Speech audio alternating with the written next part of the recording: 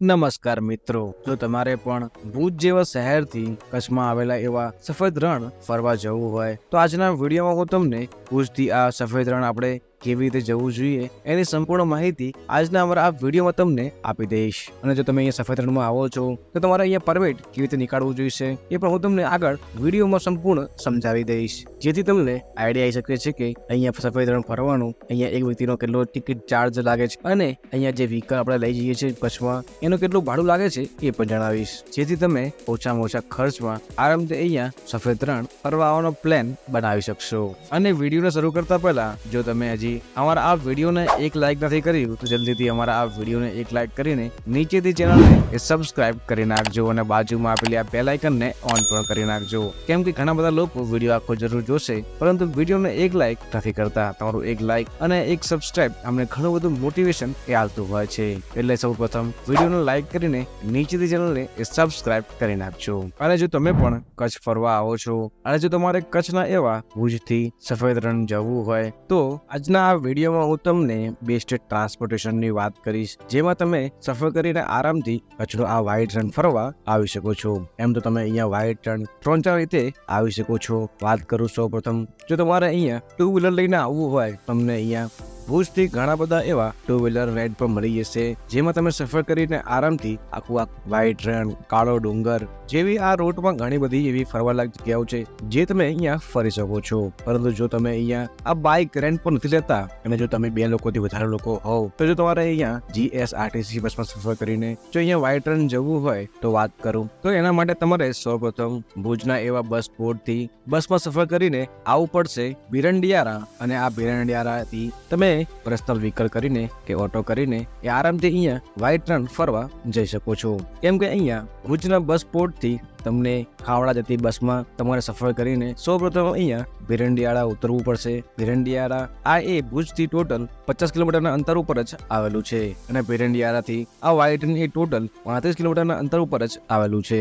એટલે 50 કિલોમીટર એ તમારે બસમાં સફર કરીને બિરંડિયાળા આવવું પડશે અને તમને બિરંડિયાથી જ ઘણી બધી એવી ઓટો ટેક્સી જોવા મળી જશે, જેમાં તમે સફર કરીને આરામથી અહીંયા રણ ઓફ કચ્છ આવી શકો છો. પરંતુ અહીંયા ખાસ વસ્તુ એ કે હવે જો તમે અહીંયા બિરંડિયાળા આવીને જો ઓટો કે કાર રેન્ટ પણ લો છો તો તમને થોડુંક અહીંયા મોંઘી પડી શકે છે, કેમ કે અહીંયા જે ભાવ તમને કહેશે એ ભાવમાં તમારે અહીંથી આ બિરંડિયાળાથી વ્હાઇટ રણ જવું પડશે. કેમ કે ઘણી બધી વાર એ તમને બિરંડિયાળાથી આ રણ ઓફ કચ્છની એ શેરિંગ ટેક્સી કે ઓટો જોવા મળી જશે, પરંતુ અમુક વાર અહીંયા તમને અહીંથી આ રણ ઓફ કચ્છ જવા માટે તકલીફ પણ પડી શકે છે. અને એના માટેની સૌથી બેસ્ટ વે હું તમને આગળ વિડીયોમાં જણાવું છું. એની પહેલા જો તમે અમારા આ વિડીયોને એક લાઈક નથી કર્યું જલ્દીથી અમારા આ વિડીયોને એક લાઈક કરીને નીચેથી ચેનલને સબસ્ક્રાઇબ કરી નાખજો. અને આ તો વાત થઈ બીજા ઓપ્શનની, અને વાત કરું ત્રીજા ઓપ્શનની તો એ છે તમારું પર્સનલ વ્હીકલ. જો તમારી પાસે પર્સનલ વ્હીકલ ના હોય તો તમે ચિંતા ના કરશો, કેમ કે અહીંયા ભુજના આ બસ પોર્ટના બહારથી તમને ઘણી બધી એવી પર્સનલ ઓટો અને પર્સનલ કેબ જોવા મળી હશે,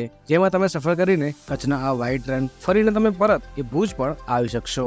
કેમ કે તમને ભુજના એવા બસ પોર્ટના બહારથી જ ઓટોવાળા અને ઇકોવાળા જોવા મળે છે, જે તમારી પાસે પર ઓટો અને પર કેબનું એ ભાડું ચાર્જ કરતા હોય છે. અને વાત કરું આ કેબનું અને ઓટોનું અહીંયા કેટલું ભાડું લાગે છે, જો તમે અહીંયા ઓટો કરો છો તો ઓટોવાળા ભાઈ એ ટોટલ પર ઓટોના 1500 રૂપિયા લઈને એ તમને એ વ્હાઇટ રણ ફેરવીને એ પરત ભુજ લાવતા હોય છે. અને આટલું આ જઈને આવવાનું ભાડું અહીંયા 1500 રૂપિયા આસપાસ ચાર્જ કરતા હોય છે. અને તમે એક ઓટોમાં ઓછામાં ઓછા 5 લોકો એ ટ્રાવેલ કરી શકો છો. અને એવી રીતે જો તમે અહીંયા પ્રાઇવેટ ટેક્સી હાયર કરો છો તો એનું ભાડું અહીંયા 2000 રૂપિયા આસપાસ રહેતું હોય છે. આ ટેક્સી કે ઇકોમાં તમે સફર કરીને આરામથી અહીંયા ભુજથી વ્હાઇટ રણ અને વ્હાઇટ રણથી પરત તમે ભુજ પણ આવી શકો છો. અને જો તમે અહીંયા ભાવ કરાવવામાં પાવરફુલ હોવ તમે અહીંયા આ ટેક્સીમાં અને ઓટોમાં એ 200-300 રૂપિયા ઓછા પણ કરાવી શકો છો, જે તમારી ઉપર અહીંયા નિર્ભર છે. અને બીજી ખાસ વસ્તુ એ કે જો તમે વ્હાઇટ રણ જાઓ છો અને જો તમારે વ્હાઇટ રણની અંદર જવાનું પરમિટ લેવું હોય એ તમને અહીંયા આ રણ ઓફ કચ્છની બહાર જ તમને એ મળતું હોય છે. અને એ પરમિટની વાત કરું તો અહીંયા પરમિટ માટે તમારે એક ફોર્મ ફિલઅપ કરવાનું હોય છે, જેમાં તમે જેટલા પણ લોકો જોવા આવો છો એ બધા વ્યક્તિઓને અહીંયા તમારે નામ લખવા પડે છે, એ મેલ છે કે ફિમેલ એ લખવું પડે છે, બાજુમાં તમારે એજ લખવાની છે, અને આ બધા વ્યક્તિઓનો શું એડ્રેસ છે એ પણ તમારે નીચે ફિલઅપ કરવાનું રહેતું હોય છે. અને તમારું એક આઈડી પ્રૂફ અને તમે ઇન્ડિયન છો કે બહારથી એ તમારે અહીંયા નીચે દર્શાવવું પડતું હોય છે. અને તમારે લાસ્ટમાં એ વ્હીકલ લખવાનો રહેતો હોય છે, જે વ્હીકલમાં તમે અહીંયા સફર કરીને કચ્છ જાઓ છો. અને એ વ્હીકલના પણ એ પર વ્હીકલના 50 રૂપિયા તમારે અહીંયા નીચે પે કરવાના રહેતા હોય છે. એટલે તમે જેટલા બી વ્યક્તિ અહીંયા રણ ફરવા આવો છો એ બધા વ્યક્તિના પર પર્સન અહીંયા 100 રૂપિયા ટિકિટ લેવી પડતી હોય છે અને આ ફોર્મમાં તમે જેટલા પણ લોકો હોવ એટલાનું નામ લખી અને તમારે એટલા રૂપિયા અહીંયા ભરીને આ એક ફોર્મ લેવું પડતું હોય છે અને આ પરમિટ એ તમને અંદર જતા એન્ટ્રીમાં ચેક કરતા હોય છે. એટલે તમે આવી રીતે જ આ વ્હાઇટ રનને અહીંયા સફરે આવી શકો છો અને તમને આ વ્હાઇટ રન કેવું દેખાય છે એ પણ હું તમને આગળ વિડીયોમાં બતાવી દઉં. એટલે તમે આવી રીતે તમારું પર્સનલ વ્હીકલ કે તમારું પર્સનલ બાઇક કે પર્સનલ તમારી ગાડી કે ઓટો કરીને આરામથી અહીંયા વ્હાઇટ રન ફરવા આવી શકો છો. અને અમારો આ વિડીયો તમને થોડો પણ યુઝફુલ લાગ્યો હોય તો આ વિડીયોને એક લાઇક જરૂરથી કરજો. ચલો હું તમને બતાવું આ સફેદ રણ અહીંયા કેવું દેખાય છે.